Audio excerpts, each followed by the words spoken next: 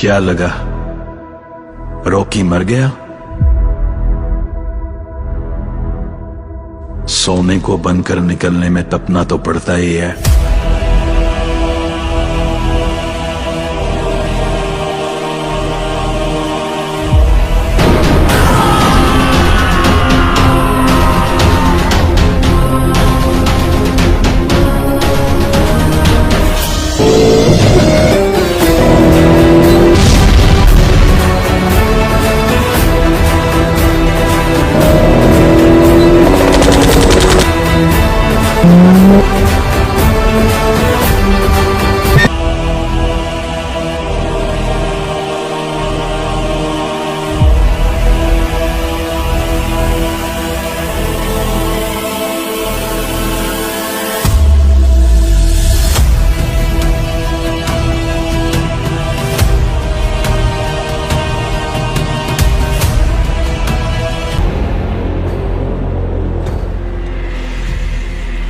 उसकी सांसों पर हक उस भगवान को भी नहीं है।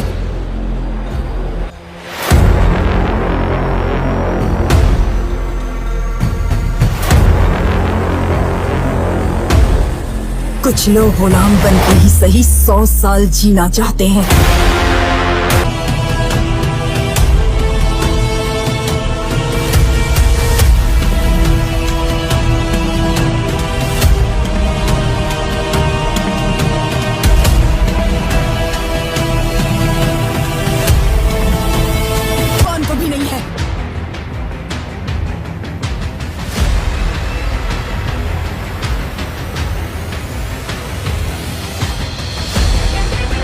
कुछ लोग गुलाम बनके ही सही 100 साल जीना चाहते हैं,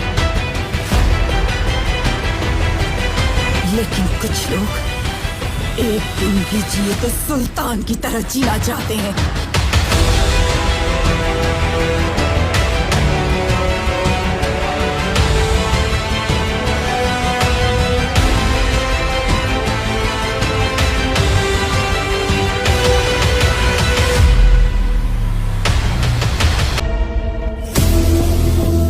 तुम अगर सोचते हो कि अपन बुरा है तो तुम गलत सोचते हो। अपन बहुत बुरा है।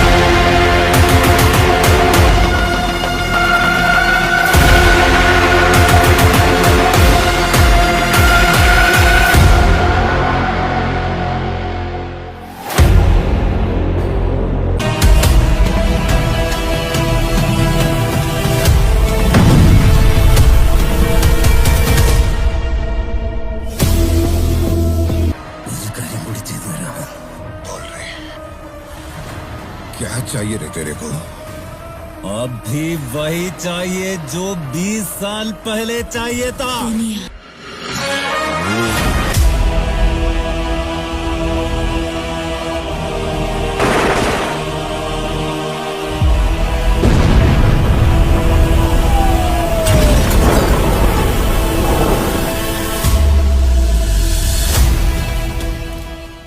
खून से लिखी हुई कहानी ये स्याही से नहीं बढ़ेगी। अगर आगे बढ़ानी है तो फिर से खून ही मांगेगी। केजीएफ चैप्टर 2 देख चुके हैं तो प्रकाश राज का डायलॉग आपके जहन में रच बस गया होगा। यस स्टारर केजीएफ 2 मौजूदा वक्त में वह फिल्म है जिसे लेकर देश ही नहीं दुनिया भर में बात हो रही है। एस राजमौली की बाहुबली के बाद यह दूसरी ऐसी फ्रेंचाइजी है जिसके सीक्वल का लोगों को बेसब्री से इंतजार था। यस स्टारर केजीएफ 2 रिलीज हुई तो जैसे बॉक्स ऑफिस पर तूफान आ गया। 13 दिनों में यह फिल्म वर्ल्ड वाइड 926 करोड़ रुपए से अधिक की कमाई कर चुकी थी। लेकिन इसी के साथ अब हर किसी किसी को इंतजार था केजीएफ चैप्टर 3 का। केजीएफ 2 के पोस्ट क्रेडिट सीन ने खलबली मचा दी थी। अब जब यह साफ हो चुका है कि केजीएफ 3 आने वाली है तो हर किसी के मन में यही सवाल है कि अब कहानी में क्या होगा, अब रॉकी क्या बवाल काटने वाला है, और सबसे बड़ा सवाल कि क्या कृष्णप्पा बेरिया यानी कि रॉकी जिंदा है। डायरेक्टर प्रशांत नील बीते 10 साल से अपने दिल और दिमाग में कोलार गोल्डफील्ड की कहानी लिए घूम रहे हैं। फिल्म के लीड एक्टर यश ने भी साफ शब्दों में कहा है कि केजीएफ 3 की कहानी और पूरी फिल्म केजीएफ 2 से भी अधिक दमदार होगी। हाई ऑक्टेन एक्शन सीक्वेंस होंगे। लेकिन सवाल उठता है कि जब केजीएफ चैप्टर 1 में हमने रॉकी भाई को कोलार गोल्डफील्ड का पीरियड सिरमौर बनते देख लिया है, केजीएफ चैप्टर 2 में उनका पागलपन, अधीरा की मौत, केजीएफ को मिसाइल के हमलों से जमींदोज होते हुए और रॉकी को बीच समंदर में सारा सोना लेकर डूबते हुए देख लिया है, तो आखिर केजीएफ चैप्टर 3 में क्या होने वाला है। अब जिन लोगों के मन में यह सवाल था कि केजीएफ चैप्टर 3 आ रही है या नहीं, इसका जवाब तो मिल गया होगा। इस पूरे मामले को समझना है तो हमें पहले फिल्म के फ्लैशबैक में जाना होगा, शुरू से शुरू करना होगा। हमने राजा कृष्णप्पा बेरिया को रॉकी बनते हुए देख लिया है, यह भी देख लिया है कि उसके दिमाग में क्या है, वह क्या करने वाला है। कोई ना तो जानता है और ना ही सोच सकता है, लेकिन रॉकी ऐसे कैसे बना, यह जानना इसलिए ज़रूरी है कि इससे 2 बातें साफ हो जाएंगी। एक तो रॉकी चाहता क्या है और दूसरा कि रॉकी कहां जाकर ख़त्म होगा। फ्लैशबैक में गोते लगाइए और 2 सीन याद कीजिए। जब रॉकी ने बचपन में अपनी मरती हुई माँ को वचन दिया था कि एक दिन वह दुनिया का सारा सोना उसकी झोली में लाकर रख देगा, और दूसरा जब माँ ने रॉकी से वादा लिया था, कहा था मैं नहीं जानती तू कैसे जिएगा, क्या करेगा, लेकिन इतना जानती हूँ कि जब तू मरेगा तो दुनिया का सबसे अमीर आदमी और सबसे ताकतवर इंसान होगा। आजकल की भाषा में कहे तो रॉकी मम्माज बॉय है। उसका कॉन्सेप्ट क्लियर है, उसे पता है कि उसे क्या चाहिए। उसकी जिद है कि माँ ने जो वादा लिया था और उसने जो वादा किया था उसे हर हाल में पूरा करेगा। अब फ्लैशबैक का एक और झटका लेते हैं। बचपन से ही रॉकी से एक सवाल पूछा जा रहा है और हर बार वह उसका एक ही जवाब देता है। जब भी केजीएफ 2 में गोली लगने के बाद वह बिस्तर पर होता है, सवाल कि क्या चाहिए तेरे को। रॉकी की आंखों में घुमरते काले बादल जिद की चीख में बदलकर एक ही शब्द कहते हैं, दुनिया।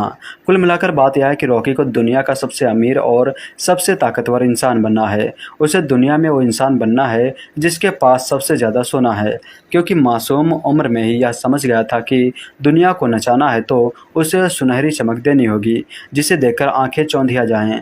तभी तो मजबूरों का मसीहा बनने के बाद भी केजीएफ 2 में उसकी एक ही जिद थी, काम नहीं रुकना चाहिए और सोना निकालो। अब थोड़ा फ्लैशबैक को तेजी से आगे पीछे दौड़ाते हैं। फिल्म में एक किरदार ऐसा है जिसे केजीएफ चैप्टर 1 में भी दिखाया गया है और केजीएफ चैप्टर 2 में भी। फिल्म के पत्रकार साहब यानी कि आनंद दोनों ही फिल्मों में एक इंसान से बात करते हैं। वो आदमी जो उन्हें रॉकी का किस्सा सुनाता है कहता है कि वो गैंगस्टर नहीं मॉन्स्टर है। वही वो जो किस्सा बताता है कि कैसे पुलिस ने थाने में रॉकी को बिठा तो दिया, लेकिन जब ड्राइविंग लाइसेंस पर नाम देखा तो पूरा आसमान हिलने लगा। वही कैरेक्टर जिसने बताया था कि कैसे रॉकी सप्लायर का गन चेक करने के लिए 13 लोगों के पास अकेले ही पब में घुस गया, वही किरदार जो केजीएफ 2 के आखिर में आता है। आनंद उसके पास जाकर कहता है कि तुमने सही कहा था, वो गैंगस्टर नहीं मॉन्स्टर है। अब जब याद आ गया है तो यह भी गौर कीजिए कि दोनों ही चैप्टर में कहीं भी इस किरदार को प्रशांत नील ने अभी तक एक्सप्लोर नहीं किया है, नहीं बताया है कि वो कौन है और वो आनंद को कहानी क्यों सुना रहा है, जबकि आनंद तो खुद केजीएफ में हर पल रॉकी के साथ था। अब थोड़ा फास्ट फॉरवर्ड करते हैं, आते हैं केजीएफ चैप्टर 2 पर। वो सीन याद कीजिए जब सीबीआई अधिकारी प्रधानमंत्री रमिका सेन के दफ्तर आकर पहली बार रमिका को रॉकी के बारे में बताता है। कहता है कि वह सबसे बड़ा क्रिमिनल है, सबसे बड़ा नेशनल इशू है। जिस केजीएफ के ऊपर से रॉकी ने प्राइवेट प्लेन को भी उड़ाने की इजाज़त कभी नहीं दी, उसकी वो तस्वीर दिखाता है जिसे देख रमिका सेन हिल जाती हैं। इस सीन के साथ ही एक 10 सेकंड का सीन और दिखाया गया है। एक अमेरिकी को कुर्सी पर बैठा दिखाया जाता है, उसके एक हाथ में अखबार होता है जिसकी हेडलाइन है इंडियाज बिगेस्ट क्रिमिनल और दूसरे हाथ में दुनिया की प्रतिष्ठित मैगजीन टाइम है जिसके कवर पेज पर लिखा है वर्ल्ड्स बिगेस्ट क्रिमिनल। यानी जब तक रमिका को रॉकी के बारे में पता चलता है तब तक रॉकी दुनिया के 16 देशों का सबसे बड़ा मॉन्स्टर बन चुका है। अब वो वक्त याद कीजिए जब रॉकी दोबारा अधीरा को घुटनों पर लाकर केजीएफ अपने हाथ में ले चुका है। वो केजीएफ जो उन साथियों की लाश भी ले आता है जो आउटपोस्ट पर अधीरा को लोगों के हाथे मारे गए थे। फरमान की माँ दुआ देती है कि तुझे अब कोई नहीं रोक सकता। केजीएफ में जमकर खुदाई का काम शुरू होता है। तभी तभी स्क्रीन ब्लैक हो जाता है। हम 1979, 1980, 1981 सिर्फ ये साल के आंकड़े देखते हैं। कहानी 3-4 साल बढ़ जाती है। रॉकी ने केजीएफ को अब पूरा शहर और इंडस्ट्रियल एरिया बना दिया है, लेकिन जिस 3-4 साल को एक झटके में प्रशांत नील ने छुपा लिया, उसमें क्या हुआ था? क्योंकि इसके बाद ही रमिका सेन की एंट्री होती है। इसके बाद ही पता चलता है कि रॉकी 16 देशों का मुजरिम है। केजीएफ 3 की कहानी का सबसे अहम हिस्सा यही रहने वाला है। अब आते हैं उस सीन पर जहां अधीरा अपना आखिरी वार करता है। केजीएफ में घुसकर रॉकी पर बड़े नाल वाली बंदूक से निशाना साधता है, लेकिन रॉकी गोली के बजाय उसकी बीबी को लग जाती है। यहाँ अधीरा के हमले से पहले रॉकी अपने खास कासिम चाचा से बात कर रहा होता है। वह उससे बताते हैं कि काम तेजी से नहीं हो पा रहा है। रॉकी कहता है कि कब तक पुराने तरीकों से काम करेंगे, नई टेक्नोलॉजी वाली मशीन लाओ। कासिम कहते हैं कि मशीनें नहीं मिल रही हैं। रॉकी कहता है तो अमेरिका से ले आओ। फिल्म में कायदे से यह पहला मौका है जब रॉकी के मुंह से अमेरिका सुनाई देता है। अब आइए फिल्म के आखिरी सीन पर आते हैं। रॉकी जहाज में केजीएफ का सारा गोल्ड भरकर समंदर में है। जानबूझकर उसने ऐसी जगह चुनी है जहां सारा सोना और खुदरा की 20,000 फुट की गहराई के ऊपर है। यहाँ हमें 2 बातें पता चलती हैं। पहले कि रॉकी ने सिर्फ भारतीय अधिकारियों को ही फैक्स नहीं भेजा था, उसने अमेरिका और इंडोनेशिया के तटरक्षकों को भी फैक्स भेजकर वहां बुलाया था। भारतीय जहाज से हुई बमबारी में रॉकी को समंदर में सोना से डूबते हुए दिखाया जाता है, लेकिन क्या रॉकी मर सकता है? शायद नहीं, क्योंकि रॉकी का कैरेक्टर ऐसा है कि जहां सबकी सोच खत्म होती है, रॉकी की वही सोच शुरू होती है। तभी तो वह गैंगस्टर नहीं मॉन्स्टर है। अब पोस्ट क्रेडिट सीन पर आइए। केजीएफ 2 के खत्म होने के बाद पोस्ट क्रेडिट सीन में 4 बड़ी चीज़ें दिखाई गई हैं। एक तो केजीएफ चैप्टर 3 की फाइल मिलती है। दूसरी बात कि सीबीआई के अधिकारी रमिका सेन को बताते हैं कि रॉकी ने वहां इंडोनेशिया और अमेरिका के शिप को भी बुलाया था। क्यों बुलाया था पता नहीं। तीसरी कि इन सब के बीच CIA के अधिकारी रमिका सेन के पास आते हैं और रॉकी का प्रत्यार्पण मांगते हैं, क्योंकि रॉकी अमेरिका का भी सबसे बड़ा मुजरिम है। वह वहां कैसे मुजरिम बना यह भी नहीं बताया गया है। चौथी और आखिरी बात, रमिका सेन के चेहरे के एक्सप्रेशन इस दौरान कुछ ऐसे हैं जैसे वह ऐसा कुछ जानती है जो उसने किसी को नहीं बताया है। वैसे भी पोस्ट क्रेडिट सीन में भी भारतीय वायुसेना और थल सेना को फिर से हमला करते हुए दिखाया जाता है। रमिका सेन को हमले के कागजात पर साइन करते हुए दिखाया गया है, जबकि केजीएफ सिटी तो मिसाइल हमलों से जमी दोज है। फिर रमिका ऐसा क्या है जो छुपा रही है? और एक बात, इनायत खलील भी अभी जिंदा है। रॉकी के केजीएफ के सोने को यदि किसी और के गोल्ड के बिजनेस से सबसे बड़ा खतरा है तो वो इनायत खलील है। इनायत खलील ने रॉकी की धमक देख ली है, लेकिन वह अभी भी रॉकी के लिए खतरा है। ऐसे में रॉकी को अगर दुनिया पर राज करना है, इंडिया ही नहीं पूरी दुनिया का CEO बनना है, तो उसे इनायत खलील के सोने के धंधे को भी ठप करना होगा।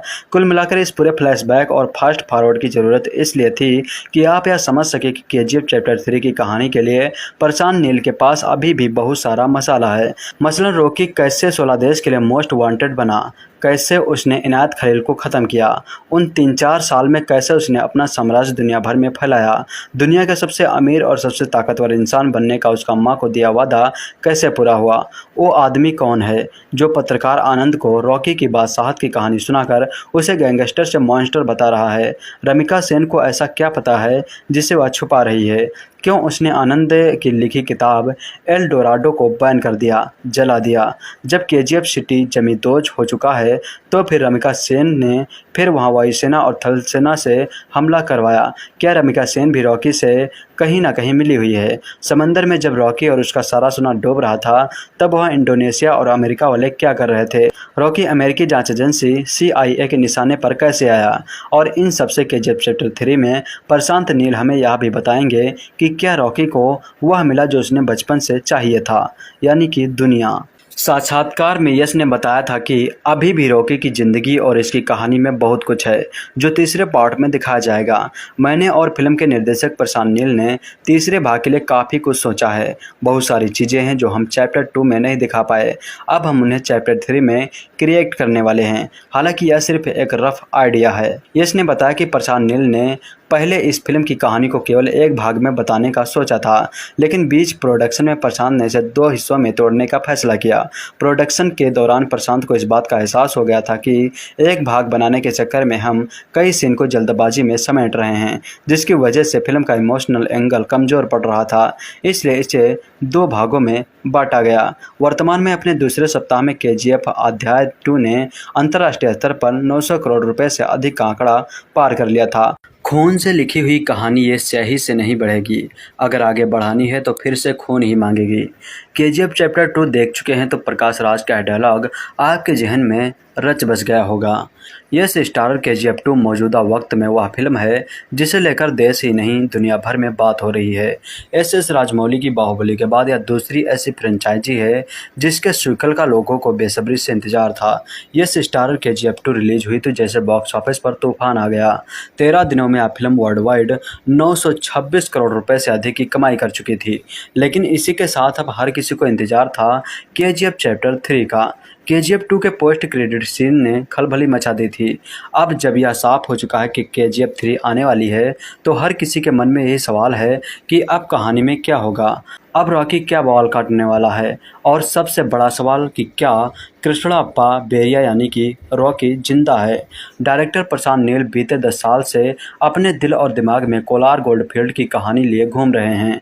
फिल्म के लीड एक्टर यश ने भी साफ शब्दों में कहा है कि केजीएफ 3 की कहानी और पूरी फिल्म केजीएफ 2 से भी अधिक दमदार होगी। हाई ऑक्टेन एक्शन सीक्वेंस होंगे। लेकिन सवाल उठता है कि जब केजीएफ चैप्टर 1 में हमने रॉकी भाई को कोलार गोल्डफील्ड का पीरियड सिरमौर बनते देख लिया है, केजीएफ चैप्टर 2 में उनका पागलपन, अधीरा की मौत, केजीएफ को मिसाइल के हमलों से जमींदोज होते हुए और रॉकी को बीच समंदर में सारा सोना लेकर डूबते हुए देख लिया है, तो आखिर केजीएफ चैप्टर 3 में क्या होने वाला है। अब जिन लोगों के मन में यह सवाल था कि केजीएफ चैप्टर 3 आ रही है या नहीं, इसका जवाब तो मिल गया होगा। इस पूरे मामले को समझना है तो हमें पहले फिल्म के फ्लैशबैक में जाना होगा, शुरू से शुरू करना होगा। हमने राजा कृष्णप्पा बेरिया को रॉकी बनते हुए देख लिया है, यह भी देख लिया है कि उसके दिमाग में क्या है, वह क्या करने वाला है। कोई ना तो जानता है और ना ही सोच सकता है, लेकिन रॉकी ऐसे कैसे बना, यह जानना इसलिए ज़रूरी है कि इससे 2 बातें साफ हो जाएंगी। एक तो रॉकी चाहता क्या है और दूसरा कि रॉकी कहां जाकर ख़त्म होगा। फ्लैशबैक में गोते लगाइए और 2 सीन याद कीजिए। जब रॉकी ने बचपन में अपनी मरती हुई माँ को वचन दिया था कि एक दिन वह दुनिया का सारा सोना उसकी झोली में लाकर रख देगा, और दूसरा जब माँ ने रॉकी से वादा लिया था, कहा था मैं नहीं जानती तू कैसे जिएगा, क्या करेगा, लेकिन इतना जानती हूँ कि जब तू मरेगा तो दुनिया का सबसे अमीर आदमी और सबसे ताकतवर इंसान होगा। आजकल की भाषा में कहे तो रॉकी मम्माज बॉय है। उसका कॉन्सेप्ट क्लियर है, उसे पता है कि उसे क्या चाहिए। उसकी जिद है कि माँ ने जो वादा लिया था और उसने जो वादा किया था उसे हर हाल में पूरा करेगा। अब फ्लैशबैक का एक और झटका लेते हैं। बचपन से ही रॉकी से एक सवाल पूछा जा रहा है और हर बार वह उसका एक ही जवाब देता है। जब भी केजीएफ 2 में गोली लगने के बाद वह बिस्तर पर होता है, सवाल कि क्या चाहिए तेरे को। रॉकी की आंखों में घुमरते काले बादल जिद की चीख में बदलकर एक ही शब्द कहते हैं, दुनिया। कुल मिलाकर बात यह है कि रॉकी को दुनिया का सबसे अमीर और सबसे ताकतवर इंसान बनना है। उसे दुनिया में वो इंसान बनना है जिसके पास सबसे ज़्यादा सोना है, क्योंकि मासूम उम्र में ही यह समझ गया था कि दुनिया को नचाना है तो उसे सुनहरी चमक देनी होगी जिसे देखकर आंखें चौंधिया जाएं। तभी तो मजबूरों का मसीहा बनने के बाद भी केजीएफ 2 में उसकी एक ही जिद थी, काम नहीं रुकना चाहिए और सोना निकालो। अब थोड़ा फ्लैशबैक को तेजी से आगे पीछे दौड़ाते हैं। फिल्म में एक किरदार ऐसा है जिसे केजीएफ चैप्टर 1 में भी दिखाया गया है और केजीएफ चैप्टर 2 में भी। फिल्म के पत्रकार साहब यानी कि आनंद दोनों ही फिल्मों में एक इंसान से बात करते हैं। वो आदमी जो उन्हें रॉकी का किस्सा सुनाता है, कहता है कि वो गैंगस्टर नहीं मॉन्स्टर है। वही वो जो किस्सा बताता है कि कैसे पुलिस ने थाने में रॉकी को बिठा तो दिया, लेकिन जब ड्राइविंग लाइसेंस पर नाम देखा तो पूरा आसमान हिलने लगा। वही कैरेक्टर जिसने बताया था कि कैसे रॉकी सप्लायर का गन चेक करने के लिए 13 लोगों के पास अकेले ही पब में घुस गया, वही किरदार जो केजीएफ 2 के आखिर में आता है। आनंद उसके पास जाकर कहता है कि तुमने सही कहा था, वो गैंगस्टर नहीं मॉन्स्टर है। अब जब याद आ गया है तो यह भी गौर कीजिए कि दोनों ही चैप्टर में कहीं भी इस किरदार को प्रशांत नील ने अभी तक एक्सप्लोर नहीं किया है, नहीं बताया है कि वो कौन है और वो आनंद को कहानी क्यों सुना रहा है, जबकि आनंद आनंद तो खुद केजीएफ में हर पल रॉकी के साथ था। अब थोड़ा फास्ट फॉरवर्ड करते हैं, आते हैं केजीएफ चैप्टर 2 पर। वो सीन याद कीजिए जब सीबीआई अधिकारी प्रधानमंत्री रमिका सेन के दफ्तर आकर पहली बार रमिका को रॉकी के बारे में बताता है। कहता है कि वह सबसे बड़ा क्रिमिनल है, सबसे बड़ा नेशनल इशू है। जिस केजीएफ के ऊपर से रॉकी ने प्राइवेट प्लेन को भी उड़ाने की इजाज़त कभी नहीं दी, उसकी वो तस्वीर दिखाता है, जिसे देख रमिका सेन हिल जाती हैं। इस सीन के साथ ही एक 10 सेकंड का सीन और दिखाया गया है। एक अमेरिकी को कुर्सी पर बैठा दिखाया जाता है। उसके एक हाथ में अखबार होता है जिसकी हेडलाइन है इंडियाज बिगेस्ट क्रिमिनल, और दूसरे हाथ में दुनिया की प्रतिष्ठित मैगजीन टाइम है, जिसके कवर पेज पर लिखा है वर्ल्ड्स बिगेस्ट क्रिमिनल। यानी जब तक रमिका को रॉकी के बारे में पता चलता है तब तक रॉकी दुनिया के 16 देशों का सबसे बड़ा मॉन्स्टर बन चुका है। अब वो वक्त याद कीजिए जब रॉकी दोबारा अधीरा को घुटनों पर लाकर केजीएफ अपने हाथ में ले चुका है। वो केजीएफ जो उन साथियों की लाश भी ले आता है जो आउटपोस्ट पर अधीरा को लोगों के हाथे मारे गए थे। फरमान की माँ दुआ देती है कि तुझे अब कोई नहीं रोक सकता। केजीएफ में जमकर खुदाई का काम शुरू होता है, तभी स्क्रीन ब्लैक हो जाता है। हम 1979, 1980, 1981 सिर्फ ये साल के आंकड़े देखते हैं। कहानी 3-4 साल बढ़ जाती है। रॉकी ने केजीएफ को अब पूरा शहर और इंडस्ट्रियल एरिया बना दिया है, लेकिन जिस 3-4 साल को एक झटके में प्रशांत नील ने छुपा लिया उसमें क्या हुआ था? क्योंकि इसके बाद ही रमिका सेन की एंट्री होती है। इसके बाद ही पता चलता है कि रॉकी 16 देशों का मुजरिम है। केजीएफ 3 की कहानी का सबसे अहम हिस्सा यही रहने वाला है। अब आते हैं उस सीन पर जहां अधीरा अपना आखिरी वार करता है। केजीएफ में घुसकर रॉकी पर बड़े नाल वाली बंदूक से निशाना साधता है, लेकिन रॉकी गोली के बजाय उसकी बीबी को लग जाती है। यहाँ अधीरा के हमले से पहले रॉकी अपने खास कासिम चाचा से बात कर रहा होता है। वह उससे बताते हैं कि काम तेजी से नहीं हो पा रहा है। रॉकी कहता है कि कब तक पुराने तरीकों से काम करेंगे, नई टेक्नोलॉजी वाली मशीन लाओ। कासिम कहते हैं कि मशीनें नहीं मिल रही हैं। रॉकी कहता है तो अमेरिका से ले आओ।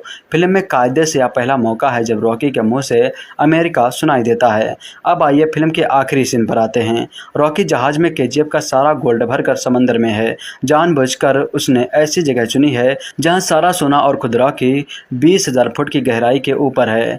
यहां हमें 2 बातें पता चलती हैं। पहले कि रॉकी ने सिर्फ भारतीय अधिकारियों को ही फैक्स नहीं भेजा था, उसने अमेरिका और इंडोनेशिया के तटरक्षकों को भी फैक्स भेजकर वहां बुलाया था। भारतीय जहाज से हुई बमबारी में रॉकी को समंदर में सोना से डूबते हुए दिखाया जाता है, लेकिन क्या रॉकी मर सकता है? शायद नहीं, क्योंकि रॉकी का कैरेक्टर ऐसा है कि जहां सबकी सोच खत्म होती है रॉकी की वही सोच शुरू होती है। तभी तो वह गैंगस्टर नहीं मॉन्स्टर है। अब पोस्ट क्रेडिट सीन पर आइए। केजीएफ 2 के खत्म होने के बाद पोस्ट क्रेडिट सीन में 4 बड़ी चीज़ें दिखाई गई हैं। एक तो केजीएफ चैप्टर 3 की फाइल मिलती है। दूसरी बात कि सीबीआई के अधिकारी रमिका सेन को बताते हैं कि रॉकी ने वहाँ इंडोनेशिया और अमेरिका के शिप को भी बुलाया था। क्यों बुलाया था पता नहीं। तीसरी कि इन सब के बीच CIA के अधिकारी रमिका सेन के पास आते हैं और रॉकी का प्रत्यार्पण मांगते हैं, क्योंकि रॉकी अमेरिका का भी सबसे बड़ा मुजरिम है। वह वहाँ कैसे मुजरिम बना यह भी नहीं बताया गया है। चौथी और आखिरी बात, रमिका सेन के चेहरे के एक्सप्रेशन इस दौरान कुछ ऐसे हैं जैसे वह ऐसा कुछ जानती है जो उसने किसी को नहीं बताया है। वैसे भी पोस्ट क्रेडिट सीन में भी भारतीय वायुसेना और थल सेना को फिर से हमला करते हुए दिखाया जाता है। रमिका सेन को हमले के कागजात पर साइन करते हुए दिखाया गया है, जबकि केजीएफ सिटी तो मिसाइल हमलों से जमी दोज है। फिर रमिका ऐसा क्या है जो छुपा रही है? और एक बात, इनायत खलील भी अभी जिंदा है। रॉकी के केजीएफ के सोने को यदि किसी और के गोल्ड के बिजनेस से सबसे बड़ा खतरा है तो वो इनायत खलील है। इनायत खलील ने रॉकी की धमक देख ली है, लेकिन वह अभी भी रॉकी के लिए खतरा है। ऐसे में रॉकी को अगर दुनिया पर राज करना है, इंडिया ही नहीं पूरी दुनिया का CEO बनना है, तो उसे इनायत खलील के सोने के धंधे को भी ठप करना होगा। कुल मिलाकर इस पूरे फ्लैशबैक और फास्ट फॉरवर्ड की ज़रूरत इसलिए थी कि आप यह समझ सके कि केजीएफ चैप्टर 3 की कहानी के लिए प्रशांत नील के पास अभी भी बहुत सारा मसाला है। मसलन रॉकी कैसे 16 देश के लिए मोस्ट वांटेड बना, कैसे उसने इनायत खलील को ख़त्म किया, उन 3-4 साल में कैसे उसने अपना साम्राज्य दुनिया भर में फैलाया, दुनिया के सबसे अमीर और सबसे ताकतवर इंसान बनने का उसका माँ को दिया वादा कैसे पूरा हुआ, वो आदमी कौन है जो पत्रकार आनंद को रॉकी की बादशाहत की कहानी सुनाकर उसे गैंगस्टर से मॉन्स्टर बता रहा है। रमिका सेन को ऐसा क्या पता है जिसे वह छुपा रही है? क्यों उसने आनंद की लिखी किताब एल डोराडो को बैन कर दिया, जला दिया? जब केजीएफ सिटी जमी दोज हो चुका है तो फिर रमिका सेन ने फिर वहाँ वायुसेना और थल सेना से हमला करवाया। क्या रमिका सेन भी रॉकी से कहीं ना कहीं मिली हुई है? समंदर में जब रॉकी और उसका सारा सोना डूब रहा था तब वहाँ इंडोनेशिया और अमेरिका वाले क्या कर रहे थे? रॉकी अमेरिकी जांच एजेंसी CIA के निशाने पर कैसे आया? और इन सबसे KGF चैप्टर 3 में प्रशांत नील हमें यह भी बताएंगे कि क्या रॉकी को वह मिला जो उसने बचपन से चाहिए था, यानी कि दुनिया। साक्षात्कार में यश ने बताया था कि अभी भी रॉकी की ज़िंदगी और इसकी कहानी में बहुत कुछ है जो तीसरे पार्ट में दिखाया जाएगा। मैंने और फिल्म के निर्देशक प्रशांत नील ने तीसरे भाग के लिए काफ़ी कुछ सोचा है। बहुत सारी चीज़ें हैं जो हम चैप्टर 2 में नहीं दिखा पाए, अब हम उन्हें चैप्टर 3 में क्रिएट करने वाले हैं। हालांकि यह सिर्फ एक रफ आइडिया है। यश ने बताया कि प्रशांत नील ने पहले इस फिल्म की कहानी को केवल एक भाग में बताने का सोचा था, लेकिन बीच प्रोडक्शन में प्रशांत ने इसे 2 हिस्सों में तोड़ने का फैसला किया। प्रोडक्शन के दौरान प्रशांत को इस बात का एहसास हो गया था कि एक भाग बनाने के चक्कर में हम कई सीन को जल्दबाजी में समेट रहे हैं, जिसकी वजह से फिल्म का इमोशनल एंगल कमज़ोर पड़ रहा था। इसलिए इसे 2 भागों में बांटा गया। वर्तमान में अपने दूसरे सप्ताह में KGF अध्याय 2 ने अंतर्राष्ट्रीय स्तर पर 900 करोड़ रुपए से अधिक का आंकड़ा पार कर लिया था। खून से लिखी हुई कहानी ये स्याही से नहीं बढ़ेगी, अगर आगे बढ़ानी है तो फिर से खून ही मांगेगी। KGF चैप्टर 2 देख चुके हैं तो प्रकाश राज का डायलॉग आपके जहन में रच बस गया होगा। यस स्टारर KGF 2 मौजूदा वक्त में वह फिल्म है जिसे लेकर देश ही नहीं दुनिया भर में बात हो रही है। SS राजमौली की बाहुबली के बाद यह दूसरी ऐसी फ्रेंचाइजी है जिसके सीक्वल का लोगों को बेसब्री से इंतजार था। यस स्टारर KGF 2 रिलीज हुई तो जैसे बॉक्स ऑफिस पर तूफान आ गया। 13 दिनों में यह फिल्म वर्ल्ड वाइड 926 करोड़ रुपए से अधिक की कमाई कर चुकी थी।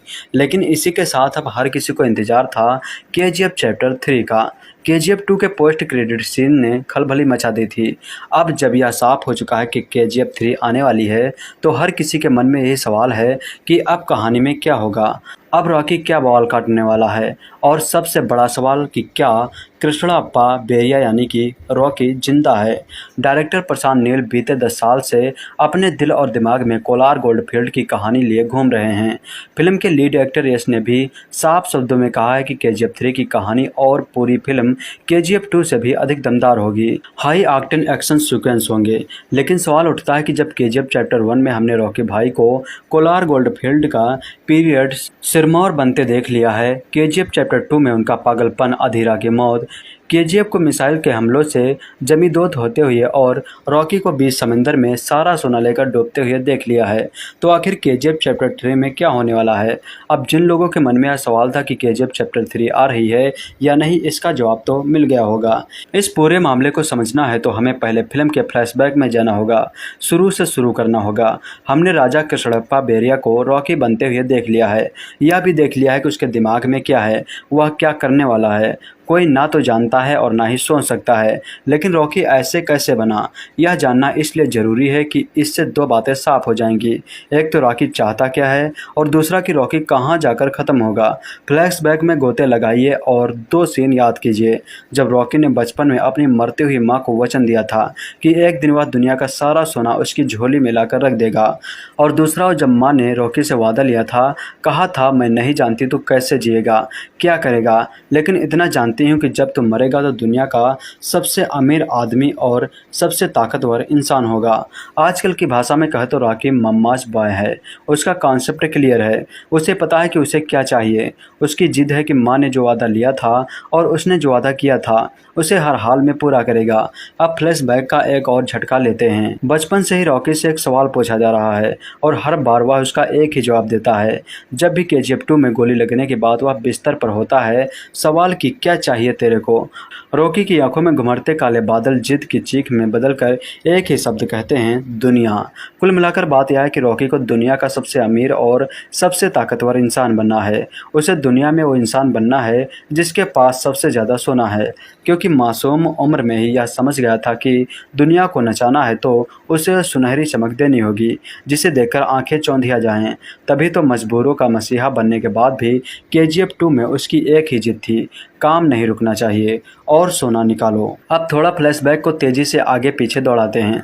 फिल्म में एक किरदार ऐसा है जिसे केजीएफ चैप्टर 1 में भी दिखाया गया है और केजीएफ चैप्टर 2 में भी। फिल्म के पत्रकार साहब यानी कि आनंद दोनों ही फिल्मों में एक इंसान से बात करते हैं।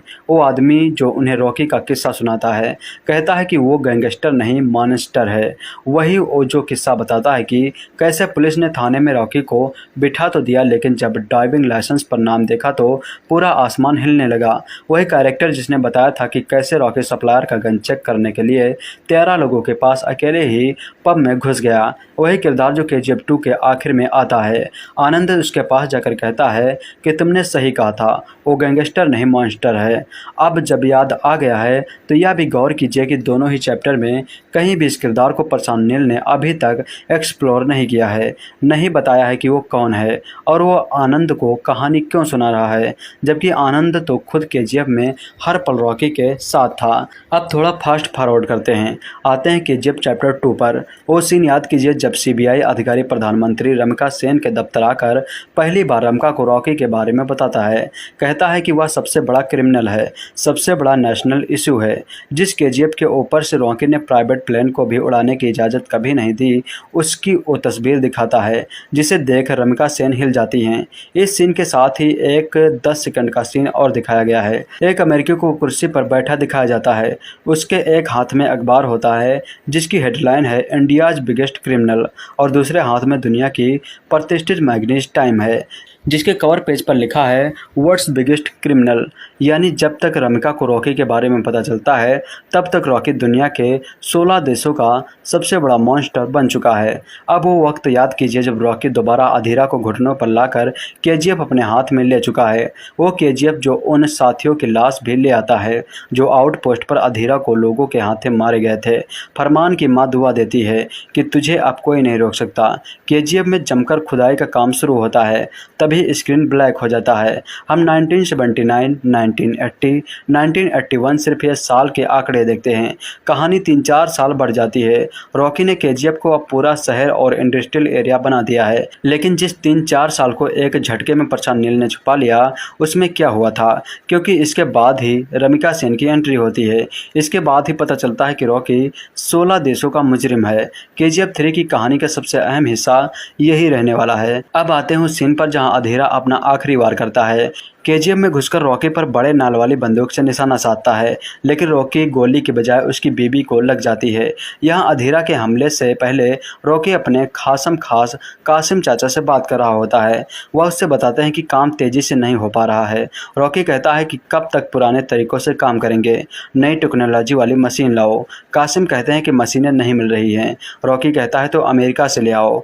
फिल्म में कायदे से यह पहला मौका है जब रॉकी के मुँह से अमेरिका सुनाई देता है। अब आइए फिल्म के आखिरी सीन पर आते हैं। रॉकी जहाज में केजीएफ का सारा गोल्ड भरकर समंदर में है। जानबूझकर उसने ऐसी जगह चुनी है जहां सारा सोना और खुदरा की 20,000 फुट की गहराई के ऊपर है।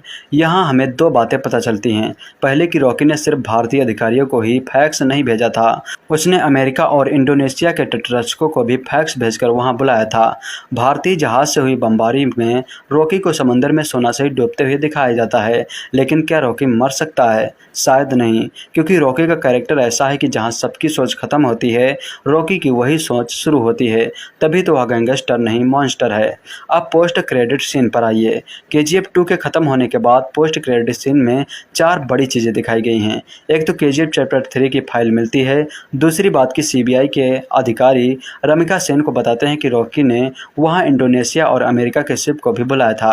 क्यों बुलाया था पता नहीं। तीसरी कि इन सब के बीच CIA के अधिकारी रमिका सेन के पास आते हैं और रॉकी का प्रत्यार्पण मांगते हैं, क्योंकि रॉकी अमेरिका का भी सबसे बड़ा मुजरिम है। वह वहाँ कैसे मुजरिम बना यह भी नहीं बताया गया है। चौथी और आखिरी बात, रमिका सेन के चेहरे के एक्सप्रेशन इस दौरान कुछ ऐसे हैं जैसे वह ऐसा कुछ जानती है जो उसने किसी को नहीं बताया है। वैसे भी पोस्ट क्रेडिट सीन में भी भारतीय वायुसेना और थल सेना को फिर से हमला करते हुए दिखाया जाता है। रमिका सेन को हमले के कागजात पर साइन करते हुए दिखाया गया है, जबकि केजीएफ सिटी तो मिसाइल हमलों से जमी दोज है, फिर रमिका ऐसा क्या है जो छुपा रही है?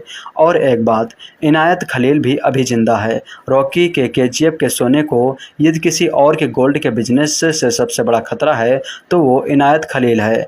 इनायत खलील ने रॉकी की धमक देख ली है, लेकिन वह अभी भी रॉकी के लिए खतरा है। ऐसे में रॉकी को अगर दुनिया पर राज करना है, इंडिया ही नहीं पूरी दुनिया का सीईओ बनना है, तो उसे इनायत खलील के सोने के धंधे को भी ठप करना होगा। कुल मिलाकर इस पूरे फ्लैशबैक और फास्ट फॉरवर्ड की ज़रूरत इसलिए थी कि आप यह समझ सके कि केजीएफ चैप्टर 3 की कहानी के लिए प्रशांत नील के पास अभी भी बहुत सारा मसाला है। मसलन रॉकी कैसे 16 देश के लिए मोस्ट वांटेड बना, कैसे उसने इनायत खलील को ख़त्म किया, उन 3-4 साल में कैसे उसने अपना साम्राज्य दुनिया भर में फैलाया, दुनिया का सबसे अमीर और सबसे ताकतवर इंसान बनने का उसका माँ को दिया वादा कैसे पूरा हुआ, वो आदमी कौन है जो पत्रकार आनंद को रॉकी की बादशाहत की कहानी सुनाकर उसे गैंगस्टर से मॉन्स्टर बता रहा है, रमिका सेन को ऐसा क्या पता है जिसे वह छुपा रही है, क्यों उसने आनंद की लिखी किताब एल डोराडो को बैन कर दिया, जला दिया। जब केजीएफ सिटी जमींदोज हो चुका है तो फिर रमिका सेन ने फिर वहां वायुसेना और थल सेना से हमला करवाया। क्या रमिका सेन भी रॉकी से कहीं ना कहीं मिली हुई है? समंदर में जब रॉकी और उसका सारा सोना डूब रहा था तब वह इंडोनेशिया और अमेरिका वाले क्या कर रहे थे? रॉकी अमेरिकी जांच एजेंसी CIA के निशाने पर कैसे आया? और इन सबसे केजीएफ चैप्टर 3 में प्रशांत नील हमें यह भी बताएंगे कि क्या रॉकी को वह मिला जो उसने बचपन से चाहिए था, यानी कि दुनिया। साक्षात्कार में यश ने बताया था कि अभी भी रॉकी की ज़िंदगी और इसकी कहानी में बहुत कुछ है जो तीसरे पार्ट में दिखाया जाएगा। मैंने और फिल्म के निर्देशक प्रशांत नील ने तीसरे भाग के लिए काफ़ी कुछ सोचा है। बहुत सारी चीज़ें हैं जो हम चैप्टर 2 में नहीं दिखा पाए, अब हम उन्हें चैप्टर 3 में क्रिएट करने वाले हैं। हालांकि यह सिर्फ एक रफ आइडिया है। यश ने बताया कि प्रशांत नील ने पहले इस फिल्म की कहानी को केवल एक भाग में बताने का सोचा था, लेकिन बीच प्रोडक्शन में प्रशांत ने इसे 2 हिस्सों में तोड़ने का फैसला किया। प्रोडक्शन के दौरान प्रशांत को इस बात का एहसास हो गया था कि एक भाग बनाने के चक्कर में हम कई सीन को जल्दबाजी में समेट रहे हैं, जिसकी वजह से फिल्म का इमोशनल एंगल कमज़ोर पड़ रहा था। इसलिए इसे 2 भागों में बांटा गया। वर्तमान में अपने दूसरे सप्ताह में केजीएफ अध्याय 2 ने अंतर्राष्ट्रीय स्तर पर 900 करोड़ रुपए से अधिक का आंकड़ा पार कर लिया था। खून से लिखी हुई कहानी ये स्याही से नहीं बढ़ेगी, अगर आगे बढ़ानी है तो फिर से खून ही मांगेगी। केजीएफ चैप्टर 2 देख चुके हैं तो प्रकाश राज का डायलॉग आपके जहन में रच बस गया होगा। यस स्टारर केजीएफ 2 मौजूदा वक्त में वह फिल्म है जिसे लेकर देश ही नहीं दुनिया भर में बात हो रही है। एस राजमौली की बाहुबली के बाद यह दूसरी ऐसी फ्रेंचाइजी है जिसके सीक्वल का लोगों को बेसब्री से इंतजार था। यस स्टारर केजीएफ 2 रिलीज हुई तो जैसे बॉक्स ऑफिस पर तूफान आ गया। 13 दिनों में यह फिल्म वर्ल्ड वाइड 926 करोड़ रुपए से अधिक की कमाई कर चुकी थी। लेकिन इसी के साथ अब हर किसी को इंतजार था केजीएफ चैप्टर 3 का। केजीएफ 2 के पोस्ट क्रेडिट सीन ने खलबली मचा दी थी। अब जब यह साफ हो चुका है कि केजीएफ 3 आने वाली है तो हर किसी के मन में यही सवाल है कि अब कहानी में क्या होगा, अब रॉकी क्या बवाल काटने वाला है, और सबसे बड़ा सवाल कि क्या कृष्णप्पा बेरिया यानी कि रॉकी जिंदा है। डायरेक्टर प्रशांत नील बीते 10 साल से अपने दिल और दिमाग में कोलार गोल्डफील्ड की कहानी लिए घूम रहे हैं। फिल्म के लीड एक्टर यश ने भी साफ शब्दों में कहा है कि केजीएफ 3 की कहानी और पूरी फिल्म केजीएफ 2 से भी अधिक दमदार होगी। हाई ऑक्टेन एक्शन सीक्वेंस होंगे। लेकिन सवाल उठता है कि जब केजीएफ चैप्टर 1 में हमने रॉकी भाई को कोलार गोल्डफील्ड का पीरियड सिरमौर बनते देख लिया है, केजीएफ चैप्टर 2 में उनका पागलपन, अधीरा की मौत, केजीएफ को मिसाइल के हमलों से जमींदोज होते हुए और रॉकी को बीच समंदर में सारा सोना लेकर डूबते हुए देख लिया है, तो आखिर केजीएफ चैप्टर 3 में क्या होने वाला है? अब जिन लोगों के मन में यह सवाल था कि केजीएफ चैप्टर 3 आ रही है या नहीं, इसका जवाब तो मिल गया होगा। इस पूरे मामले को समझना है तो हमें पहले फिल्म के फ्लैशबैक में जाना होगा, शुरू से शुरू करना होगा। हमने राजा कृष्णप्पा बेरिया को रॉकी बनते हुए देख लिया है, यह भी देख लिया है कि उसके दिमाग में क्या है, वह क्या करने वाला है। कोई ना तो जानता है और ना ही सोच सकता है, लेकिन रॉकी ऐसे कैसे बना, यह जानना इसलिए ज़रूरी है कि इससे 2 बातें साफ हो जाएंगी। एक तो रॉकी चाहता क्या है और दूसरा कि रॉकी कहां जाकर ख़त्म होगा। फ्लैशबैक में गोते लगाइए और 2 सीन याद कीजिए। जब रॉकी ने बचपन में अपनी मरती हुई माँ को वचन दिया था कि एक दिन वह दुनिया का सारा सोना उसकी झोली में लाकर रख देगा, और दूसरा जब माँ ने रॉकी से वादा लिया था, कहा था मैं नहीं जानती तू कैसे जिएगा, क्या करेगा, लेकिन इतना जानती जानती हूँ कि जब तुम मरेगा तो दुनिया का सबसे अमीर आदमी और सबसे ताकतवर इंसान होगा। आजकल की भाषा में कहे तो रॉकी मम्माज बॉय है। उसका कॉन्सेप्ट क्लियर है, उसे पता है कि उसे क्या चाहिए। उसकी जिद है कि माँ ने जो वादा लिया था और उसने जो वादा किया था उसे हर हाल में पूरा करेगा। अब फ्लैशबैक का एक और झटका लेते हैं। बचपन से ही रॉकी से एक सवाल पूछा जा रहा है और हर बार वह उसका एक ही जवाब देता है। जब भी KGF 2 में गोली लगने के बाद वह बिस्तर पर होता है, सवाल कि क्या चाहिए तेरे को। रॉकी की आंखों में घुमरते काले बादल जिद की चीख में बदलकर एक ही शब्द कहते हैं, दुनिया। कुल मिलाकर बात यह है कि रॉकी को दुनिया का सबसे अमीर और सबसे ताकतवर इंसान बनना है। उसे दुनिया में वो इंसान बनना है जिसके पास सबसे ज़्यादा सोना है, क्योंकि मासूम उम्र में ही यह समझ गया था कि दुनिया को नचाना है तो उसे सुनहरी चमक देनी होगी जिसे देखकर आंखें चौंधिया जाएं। तभी तो मजबूरों का मसीहा बनने के बाद भी KGF 2 में उसकी एक ही जिद थी, काम नहीं रुकना चाहिए और सोना निकालो। अब थोड़ा फ्लैशबैक को तेज़ी से आगे पीछे दौड़ाते हैं। फिल्म में एक किरदार ऐसा है जिसे KGF चैप्टर 1 में भी दिखाया गया है और KGF चैप्टर 2 में भी। फिल्म के पत्रकार साहब यानी कि आनंद दोनों ही फिल्मों में एक इंसान से बात करते हैं। वो आदमी जो उन्हें रॉकी का किस्सा सुनाता है कहता है कि वो गैंगस्टर नहीं मॉन्स्टर है। वही वो जो किस्सा बताता है कि कैसे पुलिस ने थाने में रॉकी को बिठा तो दिया, लेकिन जब ड्राइविंग लाइसेंस पर नाम देखा तो पूरा आसमान हिलने लगा।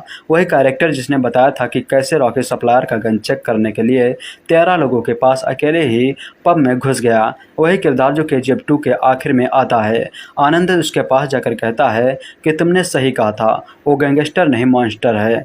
अब जब याद आ गया है तो यह भी गौर कीजिए कि दोनों ही चैप्टर में कहीं भी इस किरदार को प्रशांत नील ने अभी तक एक्सप्लोर नहीं किया है, नहीं बताया है कि वो कौन है और वो आनंद को कहानी क्यों सुना रहा है, जबकि आनंद तो खुद KGF में हर पल रॉकी के साथ था। अब थोड़ा फास्ट फॉरवर्ड करते हैं, आते हैं KGF चैप्टर 2 पर। वो सीन याद कीजिए जब CBI अधिकारी प्रधानमंत्री रमिका सेन के दफ्तर आकर पहली बार रमिका को रॉकी के बारे में बताता है। कहता